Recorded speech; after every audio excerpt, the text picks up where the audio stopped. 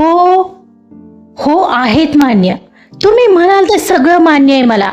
परी ma'am, you know, I am trapped in very critical condition. Please try to understand. Please. एवढंच होतं तर कालच बोलायचं होतं ना.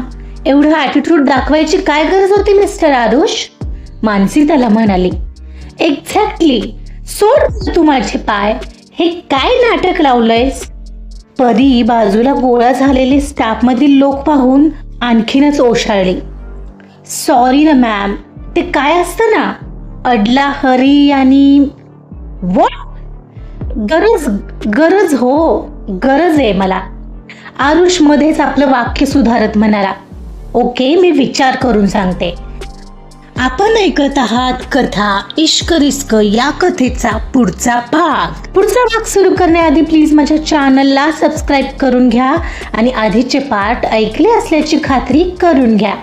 चला सुरुवात करतेय इश्क रिस्क भाग 8. दुसऱ्या दिवशी परी नेहमीप्रमाणे ऑफिसमध्ये पाऊल ठेवते तोच आरुष तिच्या पायाशी येऊन बसला. जणू तिचीच वाट पाहत होता. ती आत येताच असं काही घडलं की कोणीतरी पायात येऊन बसलंय एवढंच तिला कळालं आणि ती क्षणभर घाबरलीच. हे, हू आर यू? म्हणत ती मागे सरली. मी आरुष आहे मॅम. सॉरी कालसाठी, म्हणत त्याने तिचे पाय पकडले जे तो सोडायलाच तयार नव्हता. Hey you, what are you doing? Are you mad? Please leave me immediately. Ma'am, आधी मला जॉबवर घेतलंय असं सांगा, मगच सोडेन मी तुमचे पाय. अरे काय मूर्खपणा आहे हा. मानसी. ओहो, व्हॉट इज दिस? ती मानसीला हाका मारू लागली जी बाजूला उभी होती. मानसी मात्र आरुषचं हे खरं वाटण्याजोगं नाटक पाहून मनातच हसत होती. जी तिच्या चेहऱ्यावर येणार एवढ्यात परीचा तिला आवाज ऐकू आला आणि तिचं हसू हवेतच विरलं. Aarush, what are you doing? मी बोलते तिच्याशी, तू उठ बरं आधी. मानसी जवळ येत म्हणाली पण तो ऐकतच नव्हता. नाही, आधी मला त्यांनी बोलू द्या की येस यू आर इन. तुला आहेत त्या अटी मान्य आहेत का ते सांग आधी. आणि तू अजूनही त्यावर आहेस? आम्ही तू जॉबवर घ्यायचं कसं? मानसीने खरं तर विचारायचं म्हणून विचारलं. त्यावर परी काही म्हणणार त्या आत आरुष म्हणाला. हो, आहेत मान्य. तुम्ही म्हणाल ते सगळं मान्य आहे मला. Pari ma'am, you know what, I trapped in very critical condition. Please try to understand me. Please. एवढंच होतं तर कालच बोलायचं होतं ना. एवढं ॲटिट्यूड दाखवायची काय गरज होती मिस्टर आरुष? मानसी त्याला म्हणाली. एक्झॅक्टली. सोड तू माझे पाय. हे काय नाटक लावलंय? परी बाजूला गोळा झालेल्या स्टाफमधील लोकांना पाहून आणखीनच ओशाळली. सॉरी ना मॅम, ते काय असतं ना, अडला हरी आणि व्हॉट? गरज. अहो गरज आहे ओ मला. आरुष मध्येच आपलं वाक्य सुधारत म्हणाला. ओके, मी विचार करून सांगते. सोड हा मला. जरा ढिल्या झालेल्या त्याच्या हाताच्या पकडीतून पाय सुटताच ती बाजूला झाली आणि सगळ्या स्टाफकडे जरा डोळे मोठे करतच पाहिले. इथे काय मूवी चालू आहे का? जा बरं आपापली कामं करा. Mansi, coming to my cabin, म्हणत परी क्षणात आत केबिन मध्ये निघून गेली. तशी मानसी आरुषकडे पाहत मान हलवू लागली. तू आता शांत बसणार आहेस जरा, मी बोलते तिच्याशी. आणि इतकी ओव्हर ऍक्टिंग करायची गरज आहे का? ओव्हर ऍक्टिंगचे दुकान. मानसी त्याला बोलत परीच्या मागोमाग केबिन मध्ये आली. How ridiculous. हा काय मूर्खपणा होता. परी बडबडतच तिच्या चेअरवर बसली. समोर ठेवलेलं पाणी पिलं आणि ग्लास खाली ठेवते तोच मानसी आत आली. मानसी, काय चाललंय त्याचं हे सगळ्या स्टाफ समोर? किती ऑकवर्ड वाटलं मला. अगं, त्याचा काल कॉल आलेला मला. बिचारायला खरंच गरज आहे. अगं, त्याच्या बहिणीच्या ब्रेनचं ऑपरेशन आहे. हो का? मग काल का नाही आठवलं हे त्याला? खुशाल माझ्या अंगावर मीच दिलेलं जॉईनिंग लेटर फाडून ऐटीत निघून गेला होता की, ती रागात म्हणाली. अगं, असंच असतं. गरज माणसाला कोणत्याही परिस्थितीत आणून सोडते. तसंच पाहिजे त्यालाही. म्हटलेलं मी काल त्याला, आता बघ तुझं तू म्हणून. मला काही सांगू नको. पण मला काय माहीत तो असं काही करेल इथं येऊन, ती माहीत नसल्याचा आव आणत म्हणाली. पण आता काय करायचं, तो स्वतः आलाय इथं. मानसी, आपली अट बदलणार नाहीये हा मी आधीच सांगून ठेवते. आता तूच ठरव बाई. मी काय बोलणार म्हणत ती हातात फाईल घेऊन बळेत चालू लागली. परी मात्र उठली आणि खिडकीजवळ गेली. काहीतरी विचारात हरवलेली म्हणजे विचार करते तर मानसीच्या लक्षात आलं, आता मी काही केलेलं नाहीये. तो स्वतःहून वाघाच्या जबड्यात हात घालणार असेल तर ठीक आहे, तसंही माझं काय जाणार आहे यात म्हणा. काम करून घेईन आणि काढून टाकेन कामावरून. परीचा विचार बहुतेक झालेला तसं तिने मानसीला हाक मारली. मानसी, हा बोल ना. ती एकदम उठून तिच्या जवळ येत म्हणाली, त्याचं जॉईनिंग लेटर तयार कर आणि सांग त्याला आजपासूनच जॉईन करावं लागेल. आर यू शुअर परी? येस. खरं सांगायचं तर मी तर आता कालपासून आशाच सोडलेली, पण सी तोच आलाय वाघाच्या जबड्यात हात घालायला, तर मग आता भोग म्हणावा आपल्या कर्माची फळं. ओके, मी करते लगेच, आलेच. मानसी निघणार तर परीने तिला थांबवलं. आणि हो मानसी, मिस्टर अखिलला त्याला समजावून सांगायला वर्किंग आवर्स आणि कंपनीचे रूल्स सुद्धा.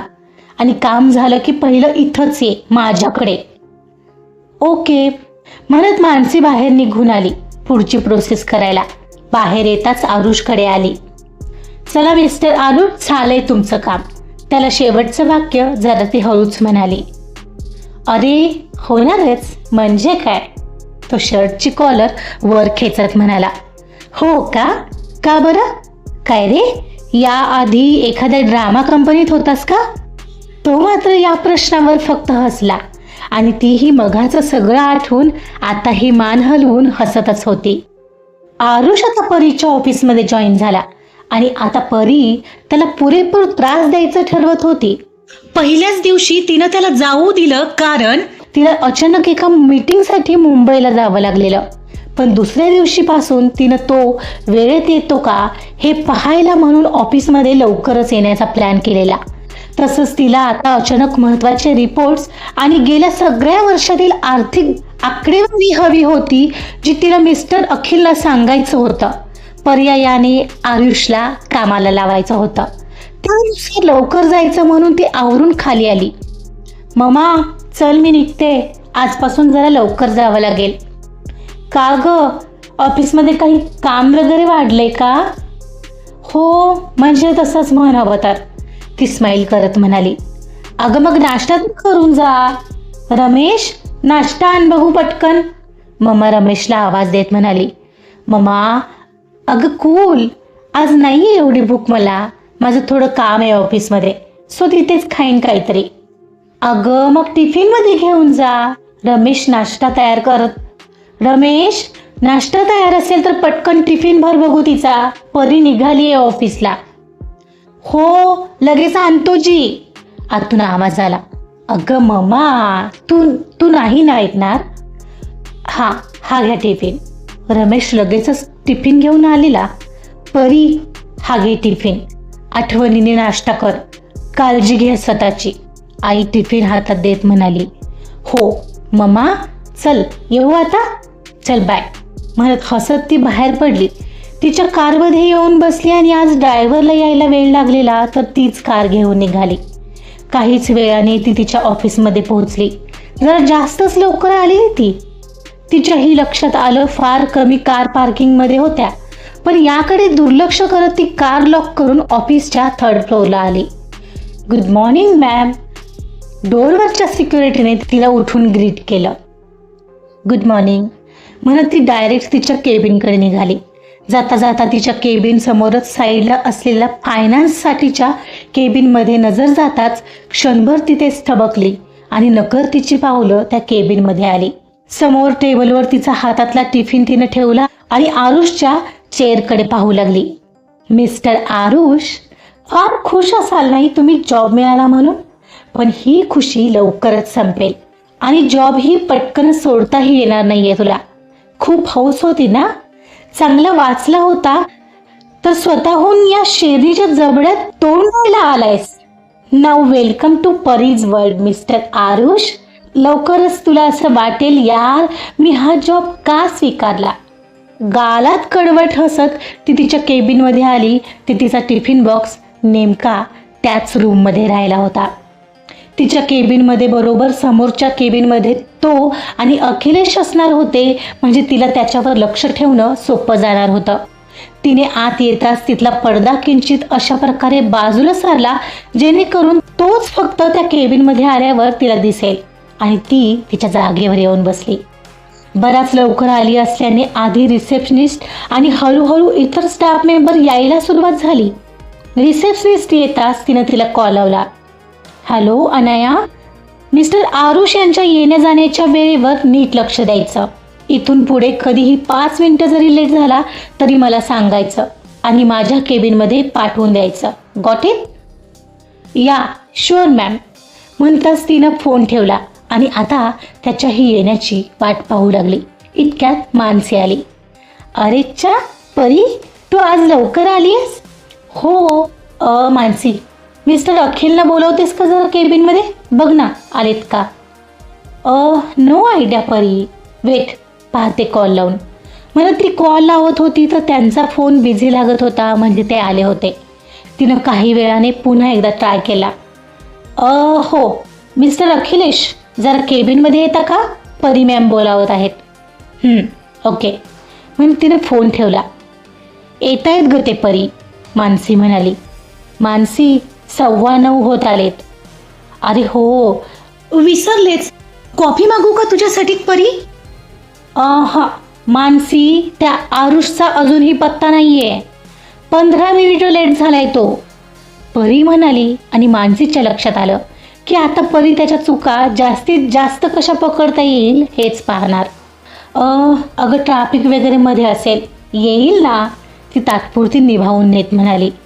He should be on time, नाही का मानसी? आपला टायमिंग माहीत नाही आहे का त्याला? आता यावर काय बोलायचं, मानसी विचारात पडलेली. एवढ्यात बाहेरून अखिलेश यांचा आवाज आला. May I come in ma'am? Yes mister Akhilesh, please come in. Pari smile करत म्हणाली तसे ते आत आले. मला बोलावलंत मॅम? हो बसा ना. ॲक्च्युली मला गेल्या 4-5 वर्षातला रिपोर्ट हवा होता मिस्टर अखिलेश. आजच्याच जमलं तर फार बरं होईल. हो मॅम, ठीक आहे. आणि मिस्टर आरुष यांचा पत्ता नाही आहे अजून? It's 9:30 almost. ती हातातल्या घड्याळात पाहत म्हणाली. Ma'am I told him already but maybe. तोही घाबरत मानसीकडे पाहत उत्तरला. What maybe Akhil? You also working here no? We are also working. I order you, if today he is coming late, don't let him go early in the evening. Okay ma'am. Rules are rules and these are same for everyone. If we are following then he also have to follow. Am I right? Yes ma'am. Akhilesh म्हणत होता एवढ्यात आरुष धावतच आलेला direct knock न करताच आत शिरला. Sorry परी ma'am, actually मला आज लेट झाला, पण उद्यापासून नाही होणार. I will be on time. Sorry, फक्त आजचा दिवस मला माफ करा. Sorry Akhil sir, I sorry, I am really very sorry. तो म्हणत होता आणि कधी परीकडे, कधी अखिलकडे आणि कधी मानसीकडे पाहत होता. परी मात्र तो असा आत आलेला पाहून भयंकर चिडली. तिच्या बॉडी लँग्वेजवरूनच दिसत होतं. तो आत येताच तिने उजव्या हातातलं पेन जोरात टेबलवर आपटलं, जे उचल खाऊन डायरेक्ट खाली पडलं. मी पुढच्या क्षणाला चेअर दुसरीकडे वळवत रागावर कंट्रोल करण्याचा प्रयत्न करत डोळे घट्ट मिटले. मी डाव्या हाताची मूठ करून डोक्यावर आपटू लागली. अखिल मात्र घाबरलेला. परी आता काय रिॲक्ट करेल आणि काय नाही, काही कल्पना करणंच चुकीचं होतं. मानसीने फक्त एक नजर आरुषकडे पाहिलं आणि तिनेही मान हलवली की याने दुसऱ्याच दिवशी माती खाल्ली आणि डोक्याला हात लावून बसली. मी मनातच म्हणू लागली, एकतर हा आज लेट आलाय, आला ते आलावरून नॉक न करता आत आलाय. आता याला देवच वाचवेल. आजचा भाग इथेच संपलेला आहे. आरुषला नेमकं दुसऱ्या दिवशीच यायला लेट झालाय आणि शिवाय साहेब नॉक न करता आत आलेत. बघूया परी आता आणखीन काय बॉम्ब टाकते. जाणून घेण्यासाठी ऐकत रहा इश्क रिस्क. कथा आवडत असेल तर प्लीज लाईक करा, सबस्क्राईब करा आणि शेअर सुद्धा करा. Thank you so much.